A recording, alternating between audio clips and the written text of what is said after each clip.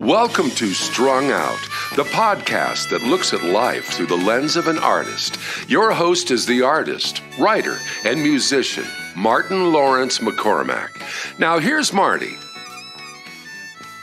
To have you with us, welcome to Strung Out. We're in the backyard, and if we're in the backyard, that is the World Roundup from the backyard. Yes. And I have my fellow compatriot, expert Robert Smith, and neighbor.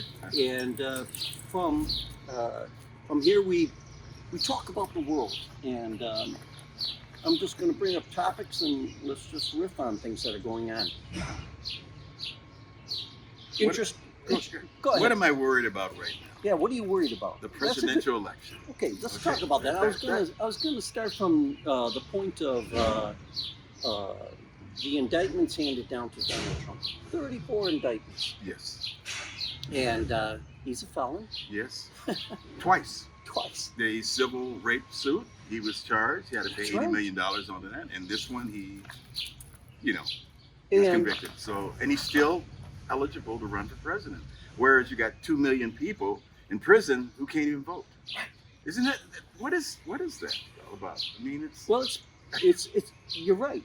What is it? It's not only is it racism, but it's prison for profit. Yeah. I think we incarcerate more people than any other country in the world. Yes, that's true. And yet we have this. We also have this idea that you can build a prison downstate Illinois and have a private corporation run it. And of course, they're not going to run it if it's empty. Right. So they are literally trying to bring in people on charges that really probably shouldn't even be really convicted on. Misdemeanors, really. Right. Drug related, that kind of thing. And it's charged thousands of dollars a day to keep them in prison. Exactly. And you and I are paying for it. That's right. And you are too. I remember hearing a policeman many years ago. He was undercover, and he was saying that we have to bring, I forgot what prison it was, but he says we have to bring at least 300 guys in here a month. Mm-hmm. So they had a quota to make. Yeah. They had to bring in 300, 400 people every month to keep this place open. Wow. So where do they find them? They just dig them out, bring them in, and then there's money flowing in. Yeah. And these are people that are, once they're in that system, they're trapped. It's kind of a cyclical thing. It really is an ugly situation. But yet here we have this guy, a man that has a lot of privilege.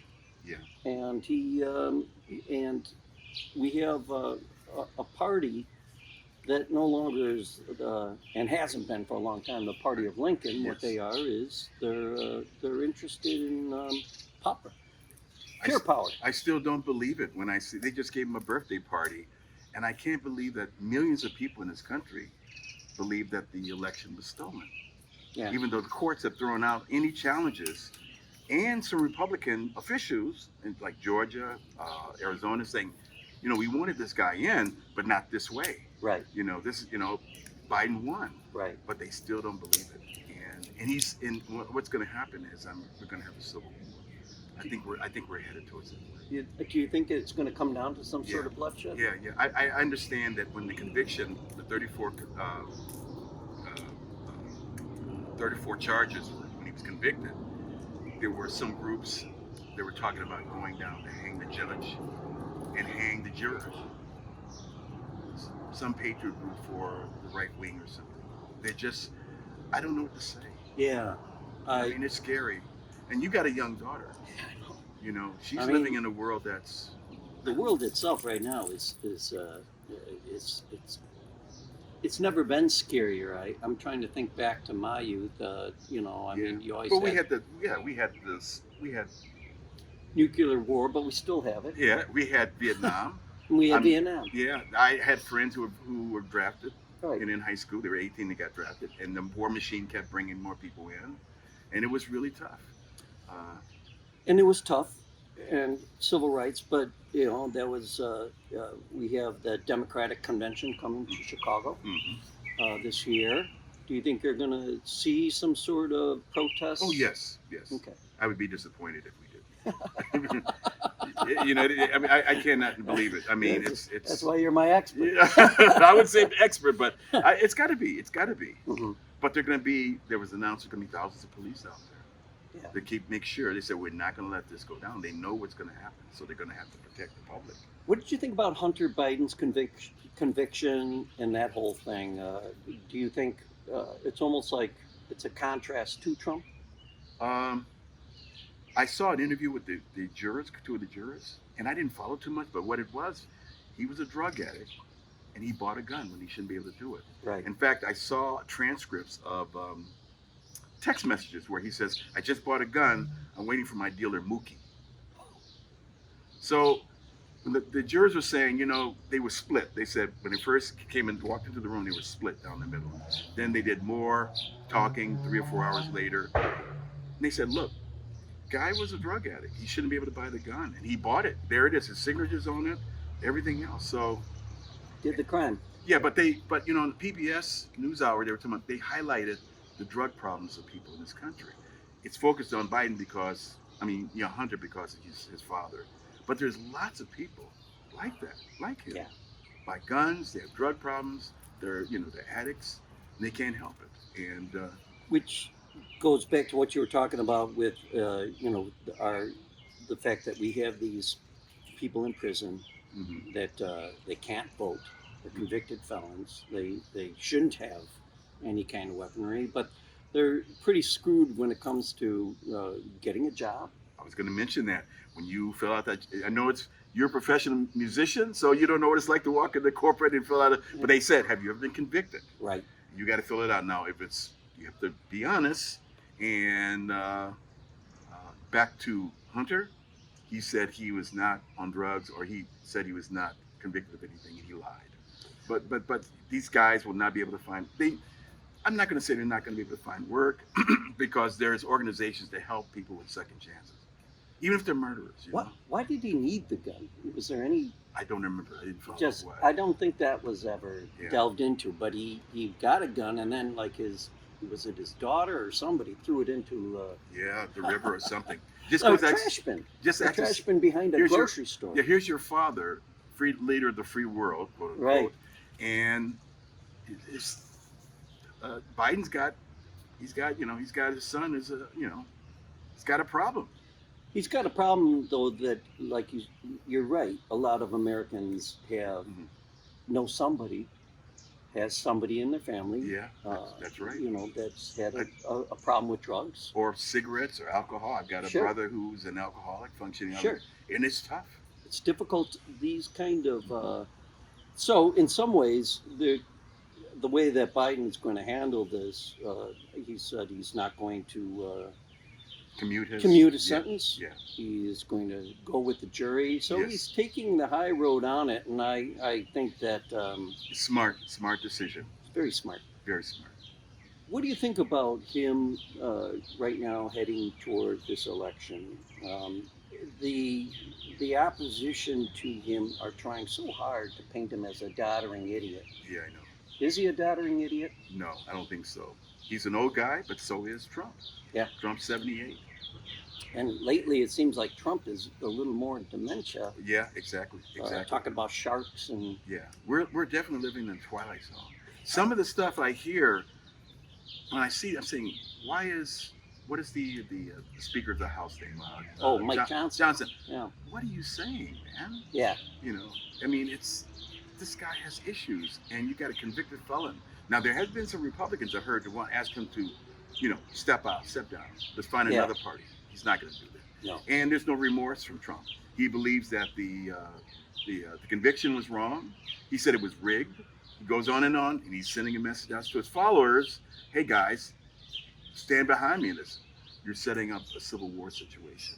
Yeah, you are, if they're going to refuse to accept the election results, unless it's a win for them. Yes. That's basically where they're at.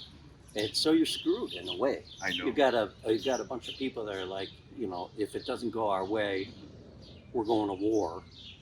Kind of reminds me of, the South in the 1860s. I know. I mean, it's from a historical context, it's oddly, history does repeat itself, and if you look at it as control and power politics, and very much class. Your thoughts about Elon Musk, stockholders giving him $56 billion? I'm a poor black man. I don't know.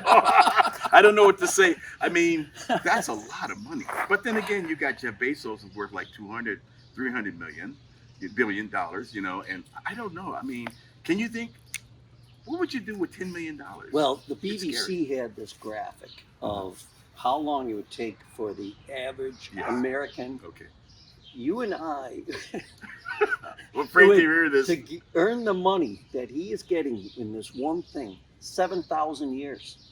You and I would have to work.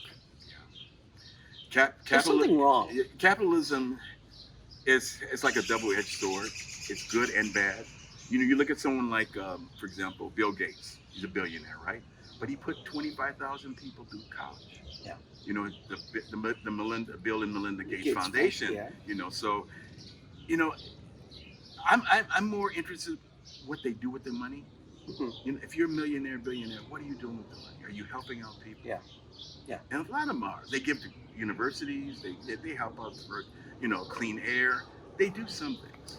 But it's clearly skewed. Yes. So skewed now because of the way that conservative politics have played into it. Yeah. That this 1%, I mean, they're not being taxed.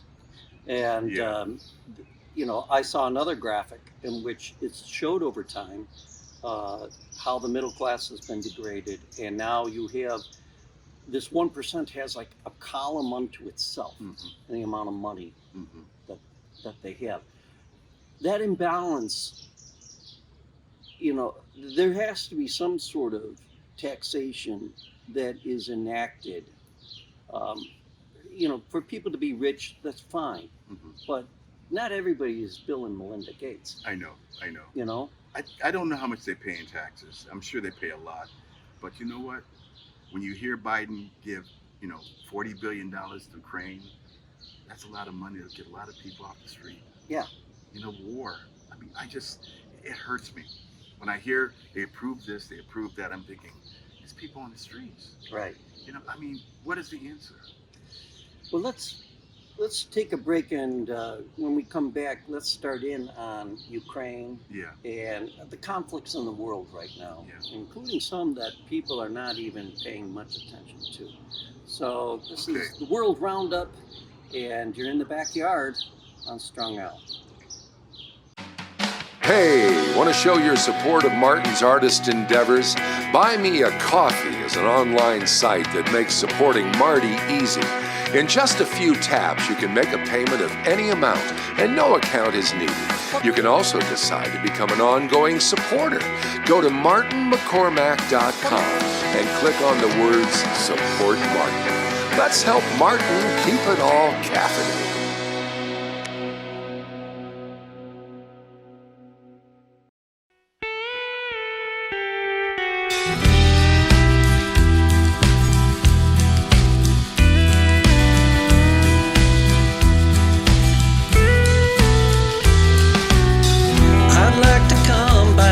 As a million roses in the spring.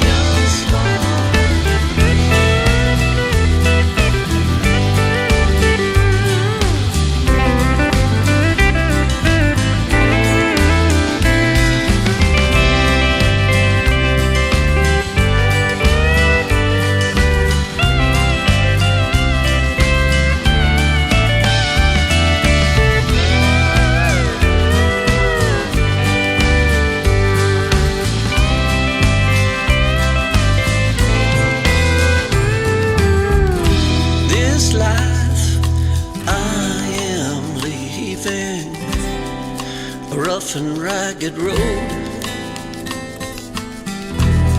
The love that was so fleeting never laid me low. I'd like to come back as a child safe and sound, and the love that I'll be given will be the love I never found. A little child, a little child, a million stars, a million roses.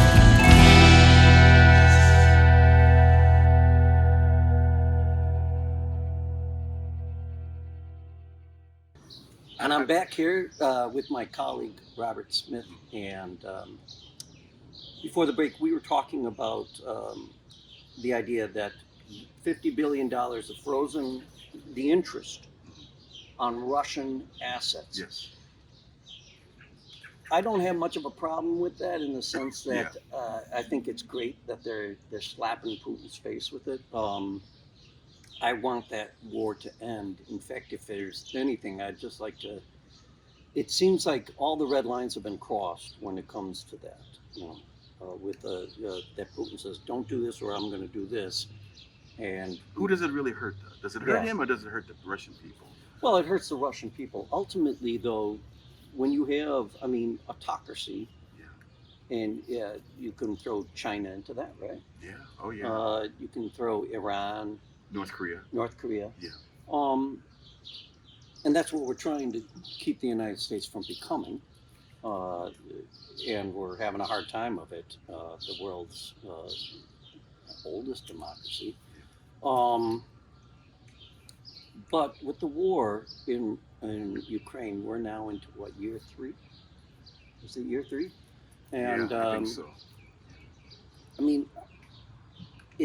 I find it very interesting. It's like, how does this play out? How do you think it's going to play out? Do the American people feel it? We're still living our lives. We're still doing things. We're still flying, traveling, having parties, but it hasn't affected us economically yet. But it will down the line. Where's this money coming from? Yeah. If you can't spend, a couple $1 billion to keep some schools open, but you can spend $50 billion for weapons. And you're right. And that's just Ukraine. We're not even talking about Israel. Yes. And weapons that we're using to kill thousands of Palestinians, and in many ways, we as the American people are complicit. Yeah. There have been protests. There's a crisis on campuses. Which reminds me of the protests in Vietnam War. But they've kind of smashed it a little bit. They've chilled it out, and they're taking a playbook out of the history of Vietnam, because people got killed. Right. Kent State, people got killed. People did get killed protesting. I'm shocked that no one's got shot. Yeah, it hasn't happened yet. Yeah.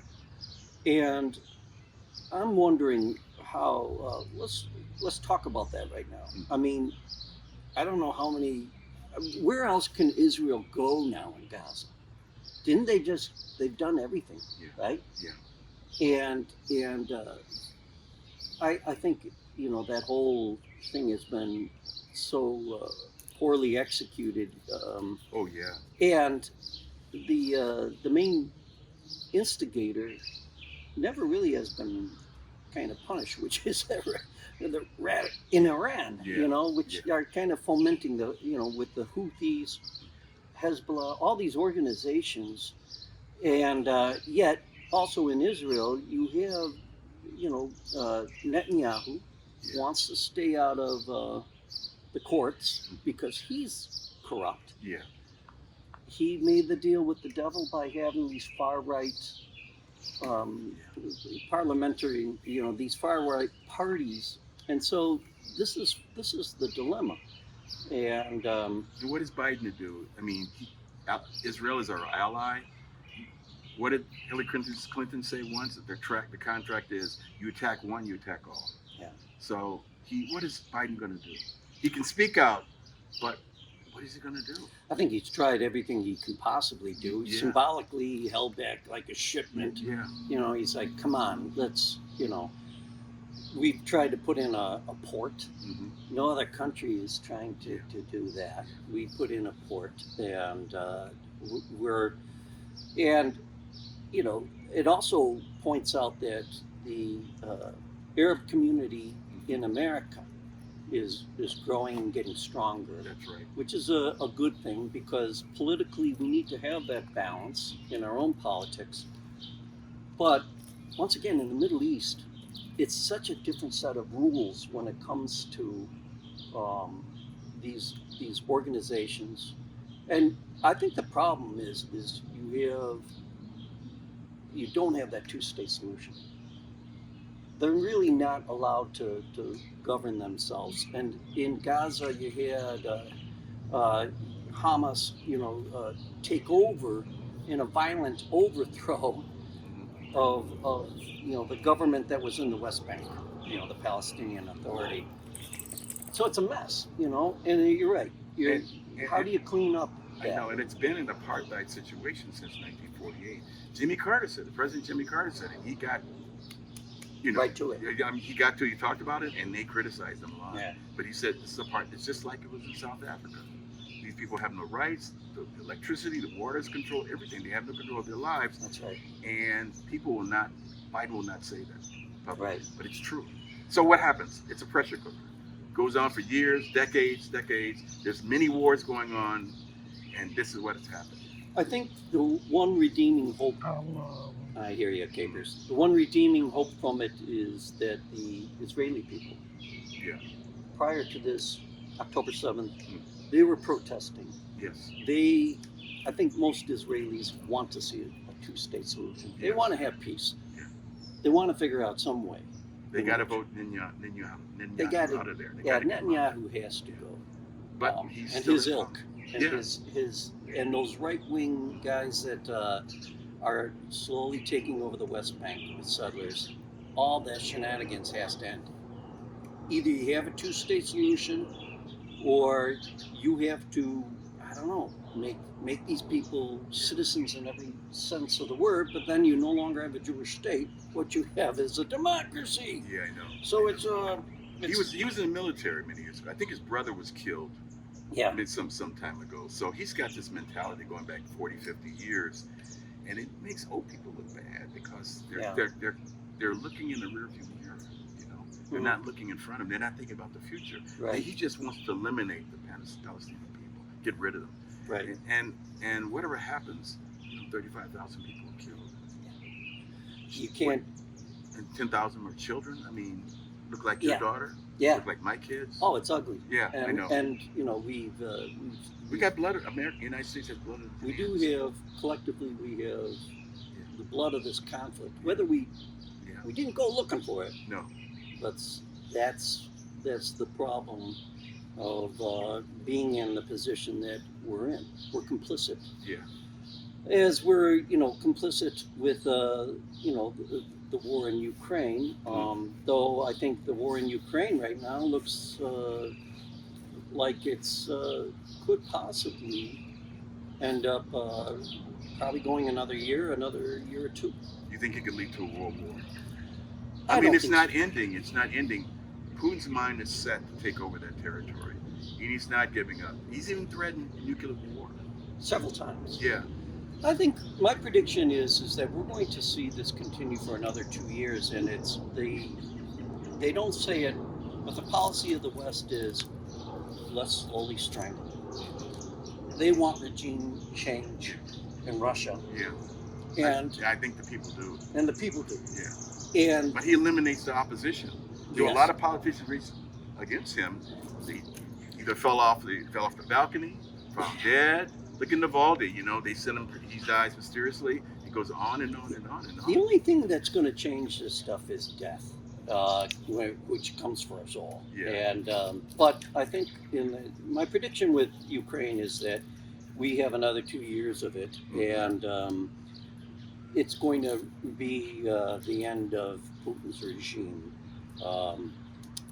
My prediction with Gaza is what's going to happen is there is going to be some sort of end to this with, I think you're going to see the war continue. You're going to see more deaths, and you're going to see Israel kick out Hamas. Mm-hmm. Then after that comes the real mess. Yeah, cleaning up. Yeah, what do you do now? Yeah. You know, because Israel doesn't have a plan except for let's put up a fence around it and keep it as the open air prison that it's been. So, as you were saying, you know, like with Netanyahu, you know, this is some old guy that's bringing old guy problems to. And the people can't vote him out. They can't. I don't know. Understand. Yeah. I guess they're going along with him. They want that. They love that property. They love the way they live. Maybe there's a lot of hatred. I don't know. It's and without United States, Israel would not exist. Yeah. That's 1948 when they made it. It is what it is. We could have a whole talk on that. We got to take a break, but I guess the question I have is: it the democracy that we want it to be, or is it the democracy that we're stuck with? What do you think? I wish I was a futurist. You probably more than I am. I don't know. It's just been going on since 48. Yeah. And there have been a lot of meetings, talks. There's been many wars. A lot of people have died. Yet, look where we are. 21st century. And we're still stuck.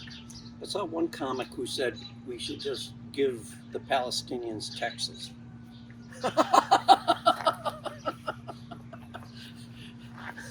In some ways, I don't know. Lindsey Graham made a comment, said you should nuke the place. Oh, God. He said that. Lindsey Graham said we should just nuke them. Drop a bomb, kill everybody there, and you'll get Hamas, you'll get rid of the Palestinians. He said this, and I don't know. How can you say this? Well, we got to love our leadership. Bunch of old guys there, guys. was just stuck, and, it's... Well, let's take a short break. We're going to be back with more of the World Roundup here from the backyard on Strung Out. Hello, I'm Polly Chase, here with artwork by Marty McCormack. This is titled Dream. It's an 8x10 pen and ink drawing. Be lovely in an office or child's room, anywhere you need inspiration to let go and see where your dreams can take you. To inquire about pricing and to view other pieces of Marty's artwork, go to martinmccormack.com. Thank you. Back to you, Marty.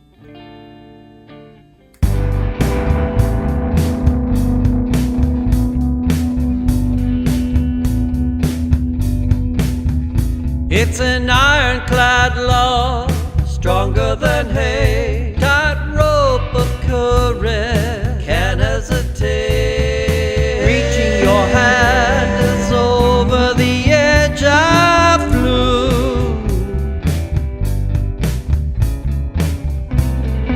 You got me, and I got you.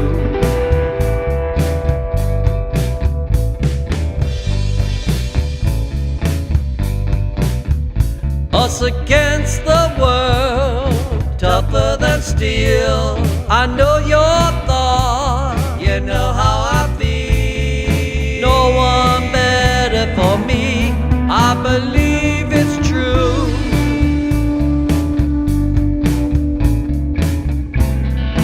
You got me, and I got you.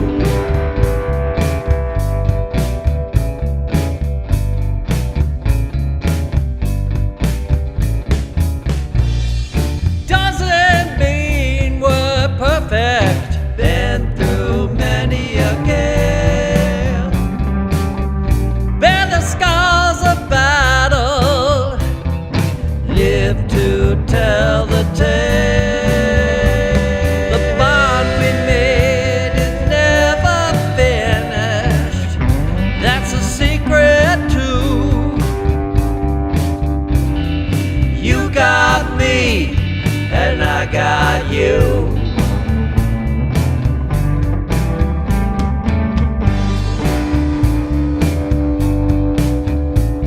I take the flag, we'll come out fine. It's an ironclad love, one out of two.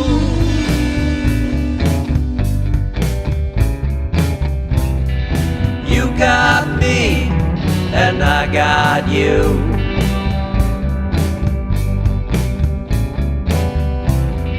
You got me, and I got you.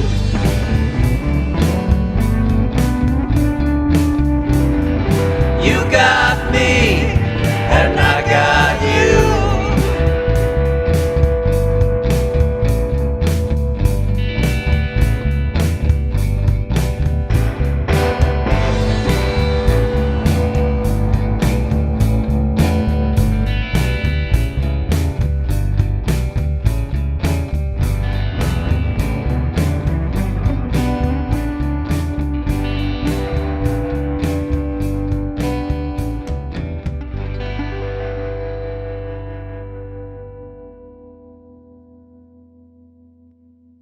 And it's our final section of this podcast, and I've got my expert here, Robert Smith, and we're trying to not solve the world's problems, but we're trying to make sense of them. I want to give a movie plug. Sure.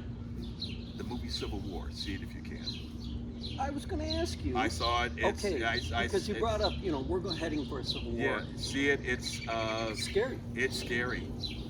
There's a scene in there where you see this guy dressed as militia, and they catch these journalists. Yeah. And they said, "Listen, guy." The journalists are saying, "Listen, guy, we're American." And the guy says, "What kind of Americans are you?" And that's where we are. That's Kirsten Dunst's husband. That's right. And he was thrown into that. That's right. She said he was there for the kids or something, and they needed a part, and he just threw him in. And scary. Yeah, I know. Oh, I saw the clip of that, and that. It's streaming now. I think it's streaming. Yeah. See it. Yeah, it's in big mass grave. Yeah, you see. Yeah, it's not. Millions of people have seen that movie, and I think it's going to have an influence on the election. I think so too. I think you brought up some really important points. Americans, and I've blogged about this. We don't know what it's like to truly suffer. We have historically. Yeah. Black population suffered. Yeah. Poor people in general. Poor people in general. Depression. But not as a country. The closest thing we probably lately would have been World War II, right? Yes, right, exactly. With all the flaws that American society had back then, at least. And that war was fought overseas, not here. Right.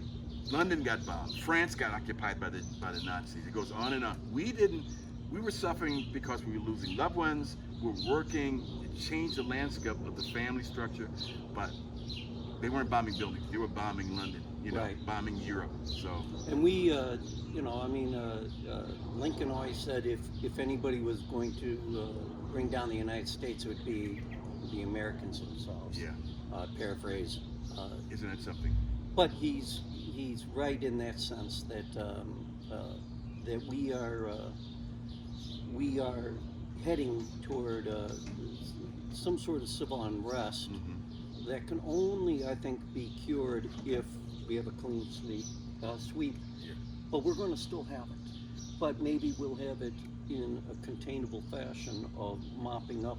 I think these elements have always been there in some ways, them rising up where we can see them. Yeah. Trump is a big, when I still look at January 6th, I don't believe it. Yeah. But the boss, Trump, said it was okay. He said, go down and do it. Yeah. And what they did inside the building, the whole bit, I think 5 people died. Yep. So I mean, it's a taste of what possibly could happen again. Where do these people come from? Yeah. And I have family members that are still watching Trump rallies, and I don't quite get it. What do they tell you? Scary. What do they say? I don't really talk about it because I think that that it is not so much Trump. It's as much as I think they're afraid of change. Yes. They're afraid that is true. The demographics of this country is getting a little browner. getting browner, getting a little more, exactly. More diverse. Diverse. Yeah, and that's frightening. It's frightening. Change is scary. Change is scary, and change. I heard this before you came over. I was listening to BBC, and this German comic was talking. They had a bunch of comics visiting the Pope, and he brought up something interesting. He said,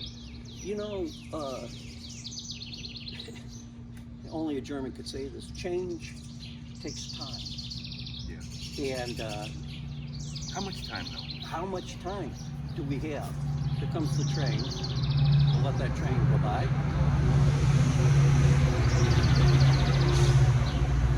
You gotta love the backyard. It gives us time to think, Robert. Yeah.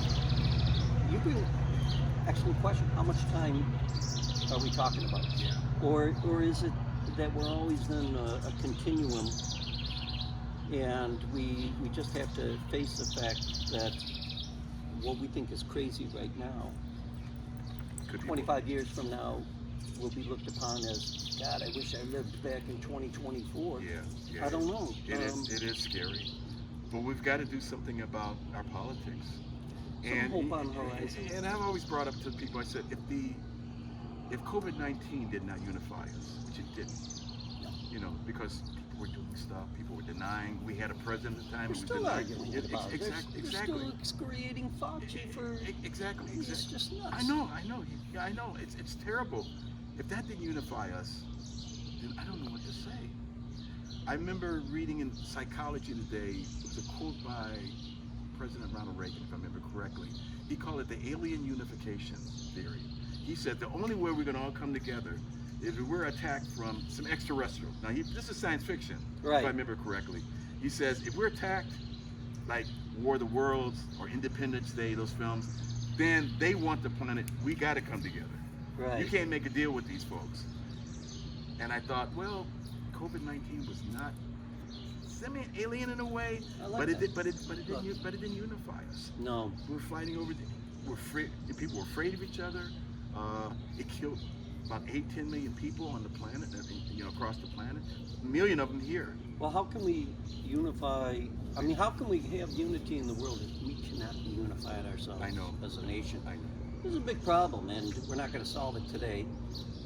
Let's point out a couple little glimmers of hope, and one of them is the election of the first female Jewish president in Mexico. That's right. They did something Big Brother to the North couldn't do. That's right. I wish her luck, because they've killed a few female mayors, and she's going against the cartel, and they got their eyes on her. Yeah. So I mean, you're being more optimistic than I am. I'm hoping. I think we, the whole situation with the immigration on the border, it's been politicized. We have a legitimate crisis, and when you have a legitimate crisis, our dog got the zoomies. You got a legitimate crisis, then you have to come up with some sort of legislation that's different from, the standard argument of, well, we can only, let so many people in a year and all that sort of thing. But we don't have comprehensive immigration policies. I know that Obama worked on it back when he was in office, but the Republicans didn't go along with it. But every country, Japan, Germany, they have immigration laws. If you're in Japan illegally, you go to jail for a couple of years. well, Over here, we exploit people. We let them come here, they work the whole bit. But we don't have any comprehensive immigration policies to say these are the rules. and why can't we set up a guest worker program? I mean, those people are a wonderful resource. Exactly. That could be beneficial to both them and to our country. So we have, it's for another podcast. Yeah. It makes sense. We're going to have to leave it at this, and we hope you enjoyed this. And I'm Marty McCormack. I'm Robert Smith. And you've been listening to the World Roundup from the Backyard on Strung Out. We'll see you next time. Bye-bye. Thank you for listening. For more information about this show or a transcript, visit martinmccormack.com. While there, sign up for our newsletter. See you next time on Strung Out.